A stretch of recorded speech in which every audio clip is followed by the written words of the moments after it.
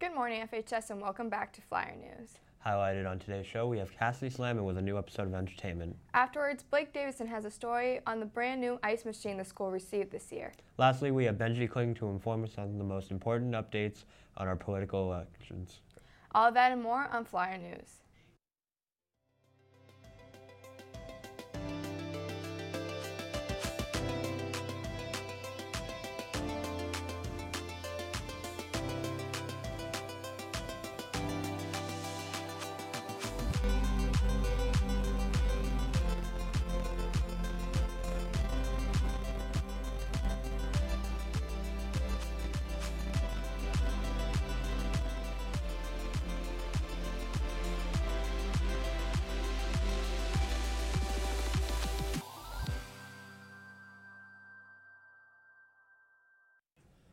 Welcome back to Flyer News. I'm Dan Rogers. And I'm Luna Viegas. Today is a day 5 with periods running BDCGF.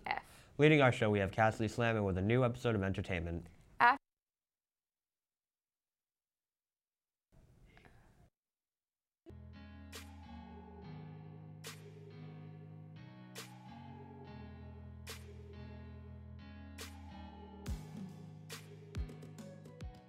Good morning, Premium High School, and welcome back to another installment of entertainment. Topping the box office this week was Sully, the movie about a plane that landed successfully on the Hudson River at $35,028,301. In second was When the Bow Breaks at $14,202,323. And in third was Don't Breathe with $8,250,225. On Monday, U.S. swimmer Ryan Lochte performed for the first time on the ABC show Dancing with the Stars. Lochte's performance was followed by protests after the swimmer lied about a robbery that occurred while he was in Rio for the Olympics this summer. The two men who walked onto the dance floor following the performance were immediately escorted from the building and arrested. 4 other protesters called out anti-Lochte chants following the performance.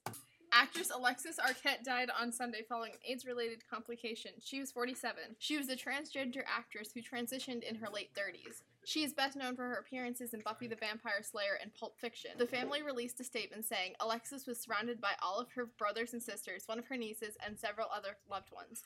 She will be remembered for her acting and as an LGBTQ icon and activist. It was announced that the Divergent series would conclude with a television movie. The series was scheduled to end with the 4th film, Ascendant, that was supposed to be released in theaters next summer. The series is a dystopian society that is broken into factions, and the government has complete control. Lionsgate declined to comment on the situation. That's all for this week's entertainment. Tune in next week for new information and a new location. I'm Cassidy Slammin. Let's take it back to the desk. After Apple's recent unveiling of the iPhone, users were eager to download the newest version of the iOS. iOS 10 supposedly puts greater focus on photos and messaging, but users who attempted to update accidentally render their phones useless temporarily. This is called bricking and can be solved by storing your backup from iTunes onto your phone. Apple released a statement in which they indicated that the bug only affected a handful of iPhones and was limited to the first hour availability. Apple has now officially reported that the issue causing some updates to fail has been resolved, and is safe to continue downloading iOS 10. However, Apple also recommends creating a backup before downloading any iOS update and downloading updates through iTunes, which has seen no issues on the iOS installations. Peter Petelia, a Michigan state representative who voted against the universal helmet law, passed away on Monday following a motorcycle crash. He was driving south on M33 when a truck turned into his lane, causing him to crash into the truck. The woman driving the truck was not injured. Petelia vowed in 2012 to repeal helmet laws for those over the age of 20, but Michigan police say that he was wearing his helmet in the accident. The 3-term state congressman has served as chairman of the House Transportation and Infrastructure Committee in Michigan. The 61-year-old is survived by his wife and 2 grown children. With presidential elections coming during the autumn, politics has been a hot topic in the United States. We have our very own expert, Benji Kling, in the studio with the most up-to-date information on the political campaigns. Stars on the flag are never shining. I saw a butterfly in hell today.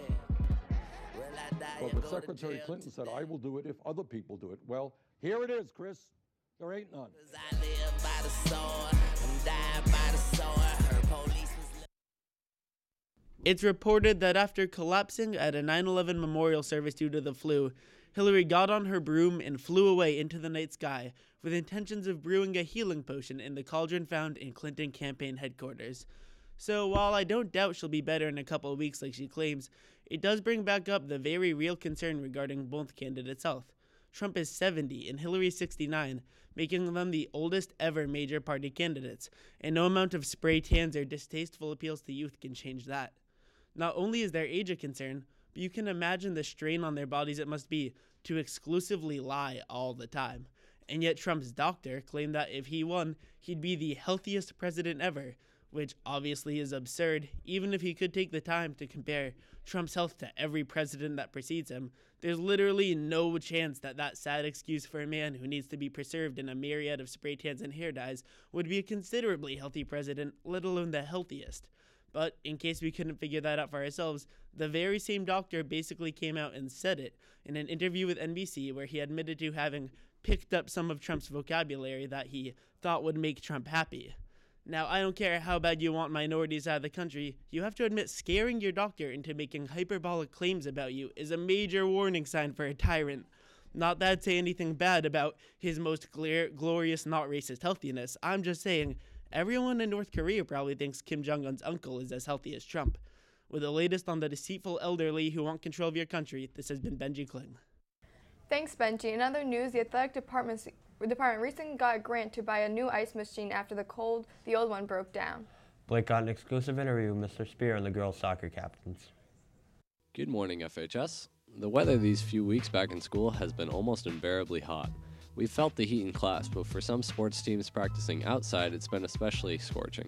This is because the 15-year-old ice machine finally stopped working altogether even after being repaired just last year.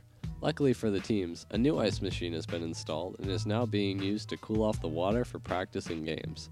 Recently we had Mr. Spear and the girls soccer captains in for an interview about the season's start. Here's an excerpt from the event when they mentioned the ice machine.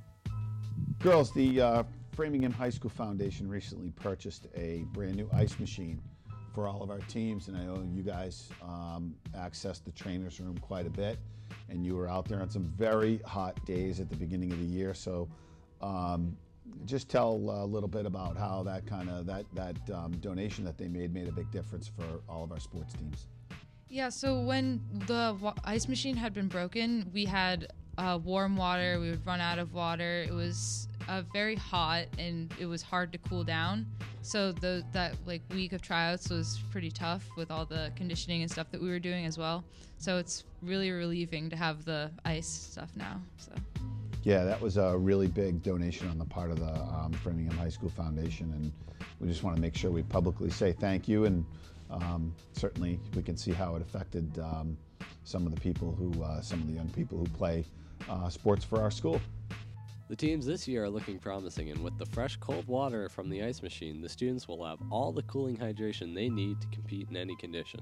This has been Blake Davison. Go Flyers, and let's head back to the desk. Up next, we have the Pledge of Allegiance. In the studio today, we have Brooke and Aaron to lead us in the pledge.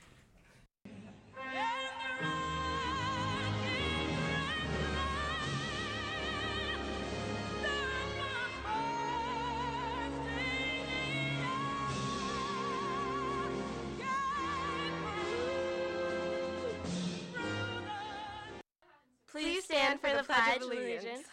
I pledge allegiance to the flag of the United States of America and to the republic for which it stands, one nation, under God, indivisible, with liberty and justice for all.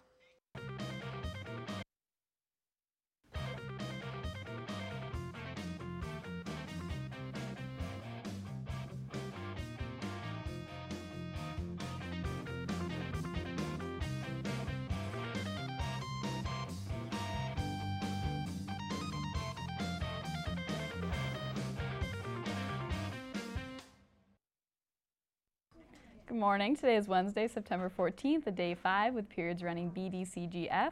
There's a girls varsity golf versus Brookline today at 3:30 p.m. Also, boys varsity soccer has a game versus Braintree at 3:45. Girls varsity field hockey has a game versus Braintree also at 3:45. And girls varsity cross country is versus Newton North, Wellesley, and Walpole at 3:45. Also, there is an informational meeting for prospective NHS members today after school in the CAF. And finally, On Saturday, September 17th, 10 a.m. to 3 p.m., Framingham Library Book Sale at 49 Lexington Street. Teachers and librarians, hundreds of children's books have been pouring in over the summer at 25 to 50 cents per book. Stock your classroom libraries with quality books at bargain prices. In the bag room, fill a brown paper bag for just $7. Don't miss this sale. There's something for kids in every grade. That's it for me. More announcements. Hi. So Human Rights Club has a meeting today in F203, and it's going to be super fun. We're going to be decorating cans to get excited for canning, which is going to be happening in the next couple of weeks, so everyone should definitely come out. Hi. Good morning, guys. We're from Best Buddies. We have our first meeting today after school in F211. Come out. And all new members are welcome.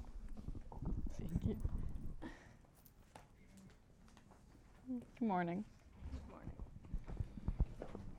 Field hockey has a game today at 3:45 on the turf against Braintree.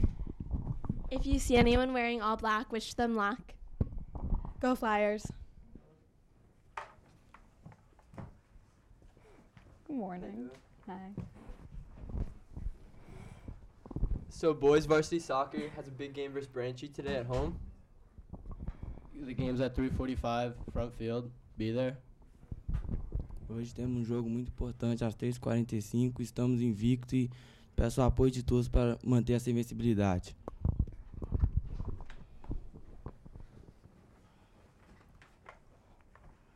Good morning. Sophomores, we have steering tomorrow after school. It's in room B211 and it starts at 2:15. This is a great way to get involved, so just come and share your ideas. Thank you. Good morning. Good morning, Julie. Good morning. I see you doing a little home decorating here. A little different It's today. nice and cozy. Although there are usually 3 people, now there's just one of me. A couple announcements. That alarm that you heard this morning is not an actual alarm. It's our new bell for 7:19. It's there to alert you that homeroom is starting. So hopefully people can hurry along. Also, this morning in homeroom, you should have been given your bus pass. If not today, definitely tomorrow. We are distributing bus passes now. If you don't get a bus pass and you think you should, you need to make sure that you are in touch with the Office of Transportation down at the Parent Information Center at Fuller. As of September 30th, a student without a bus pass will not be able to ride the bus. So keep that in mind. As of September 30th, you won't be able to ride a bus unless you have a bus pass. And that's it for me. All right, period B.